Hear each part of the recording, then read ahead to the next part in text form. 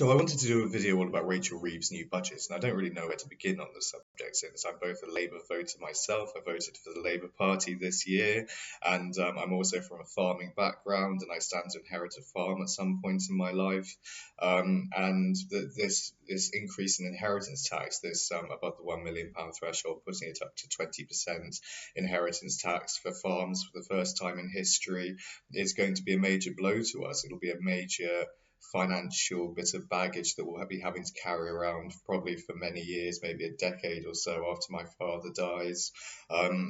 Since we'll be left with two options, either selling land, which I don't think is really an option, or not really a very palatable option, not really a very good option, really, to reduce the size of one's business and reduce its ability to make money even more. Or we'll be left with the option of taking out a loan in that 6 months of grace period that you get after somebody dies, wherein you have to pay the inheritance tax. So we'll probably end up taking out a loan to pay the inheritance tax, and thereafter try to figure out how to make more money from the farm to pay off the loan at whatever interest rate the loan happens to be, and probably be doing that for many years after my father dies. So it's not really a very comfortable thing to have to think about. It's not really something that, one wants to think about, the death of one's parents and what to do after that happens, and what to do with their business that they've built after that's happened. And it's also, well, on the other hand, I do understand taxes. I do understand that everyone has to pay tax. Everyone should pay tax. I even agree with inheritance tax. I agree with taxing the rich. I think that the rich should be taxed a great deal more than they are at the moment. Farmers are rich people, right? Although they're asset rich and cash poor, which is a really big point to take into consideration, I think, when considering agricultural economics and these sorts of things, that farmers don't have a great deal of ready money typically, though they do have a large asset base in terms of their land. So what the inheritance tax demands that farmers do is it demands that farmers with their asset base, they get taxed on their asset base. They demand that the demand is that we come up with cash, a great deal of cash, very quickly in the 6 month period after somebody dies, and somehow pay off this inheritance tax, right? So this is a big problem, because the only way of getting money really is either borrowing money or selling off land, which is something that farmers don't really want to do, and that farmers, I don't think, should be encouraged to do. And it's going to be a great detriment to family farms all over the UK.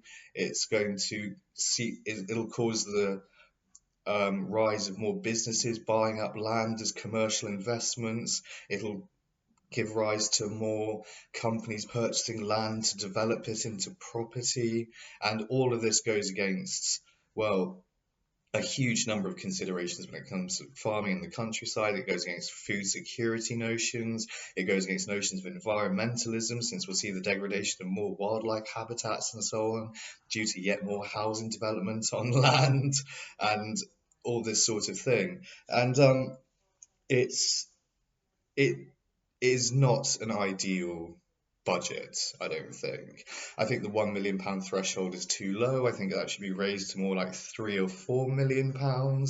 And I think that if you're going to go after the rich, which I understand is the point of this budget, I understand that they're going after the multimillionaires, the James Dysons of this world, and frankly the Jeremy Clarksons of this world, and the sorts of people who buy farms as investments that they can leave to their children without inheritance tax, which is a sort of loophole that was open before this budget that's now been closed by this budget.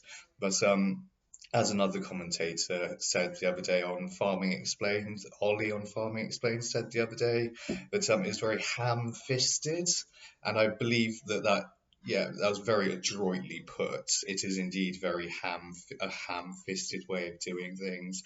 I think farmers are going to be up in arms about this, and there'll be protests and so on and so forth. And I hope, or I think it's likely also that the Labour government will backpedal on this, since you're just going to make a whole slew of farming businesses all around the UK unviable as a result of doing this thing. Um, you'd be reducing the size of someone's business.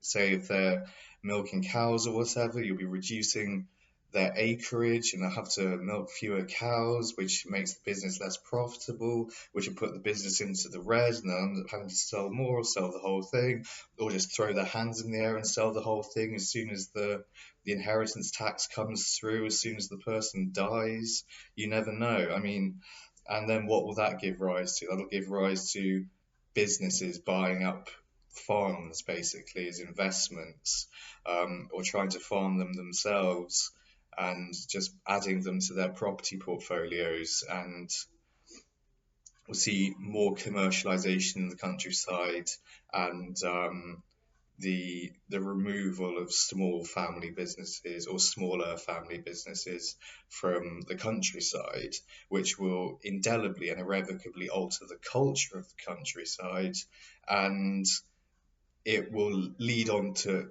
greater problems, such as problems with food security, such as greater levels of environmental degradation, and so on.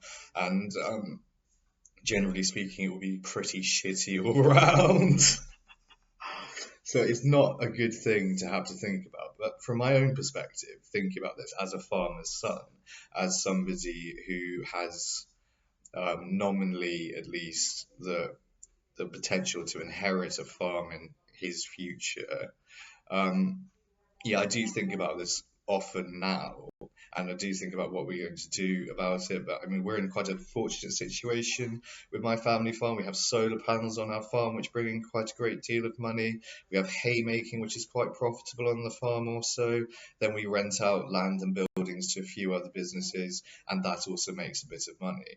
So we're not doing too badly as a business, but with this inheritance tax, it will probably wipe out the profits from the solar. If we had to pay off a loan over the course of several years or decades or whatever it's going to be, then we'll be losing a large amount of our profit margin, um, with, say, the solar part of our business, and we'll be struggling for many years to pay back the loan until that's paid off and we can enjoy freeness and easiness and niceness and earning lots of money again. But yeah, it's hard, and it's going to be very hard for other people around the country. It's very hard for farmers who don't have the levels of diversification that we do on our farm. It's going to be very hard for people who, well, I mean, these people, they have lots of money on paper, sure, but not a lot of, as I said, ready money. So they'll be getting into debt, and that will be making their businesses even less profitable, as I've said already, and it isn't a good thing. So I think what needs to happen is a reversal of this budget. I think that the threshold needs to be up to something more like £3 or £4 million, and that's how you should go about taxing the super rich. I mean, farmers, yeah, sure, are rich people in terms of their asset base, yes, but they're not super rich, or very few of them are super rich. Very few of them are multi-millionaires. And I think if you're going to try and have a tax on multi-millionaires, that's all very well and good. Those people should be paying more tax money, but just keep it in the sphere of really exorbitantly rich people and leave farmers alone. And I think that's probably what they'll end up having to do, because it is a bit, ham-fisted, clumsy, insensitive, uh, without really the perspicacity of vision to see that lots of people, around the country have a lot of money on paper, but don't have that cash money ready to be able to, say, pay off inheritance taxes and things such as this. So a kind of a double-edged sword, really. If that's the right expression, I don't think it is. I shouldn't have voted Labour. Well, no, I'm not. I'm not upset that I voted Labour. I think it's at least a better option than voting Conservative. Perhaps I should have voted Green or Lib Dem or something like this.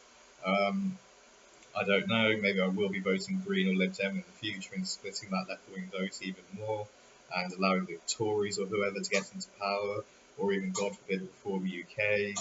But yeah, it was a clumsy, short-sighted, and probably highly ineffective budget, I think, that came out the other day. So thank you for watching.